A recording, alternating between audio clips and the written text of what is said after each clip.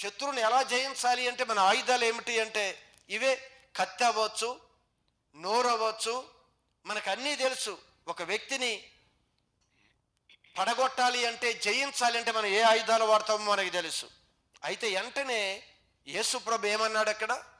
నీ కత్తి తీసి వరలో తిరిగి పెట్టుము, నీ వరలో తిరిగి పెట్టుము. కత్తి పట్టుకుని వారందరూ కత్తి పట్టుకున్న వారందరూ కత్తి చేతనే నశించు. అది నువ్వు దేనితో యుద్ధం చేయాలి అని ముందుకు వెళుతున్నావో దానితోనే నీ జీవితంలో గొప్ప నష్టాన్ని చూస్తావు.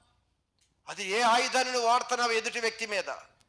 ఖచ్చితంగా శరీరాన్ని ధరించుకున్న మనుషులు, మన సహోదరి సహోదరులందరూ కూడా వారు ఒకవేళ దుర్భాషలు మాట్లాడవచ్చు, వారు అజ్ఞానంగా మాట్లాడవచ్చు, వారు భక్తిహీనులుగా ఉండొచ్చు. అయితే వారి మీద వాడే ఆయుధాల గురించి చెప్తున్నాడు ఇక్కడ. నీవు కత్తిని వాడితే నీవు కూడా కత్తి ద్వారానే నశింతు.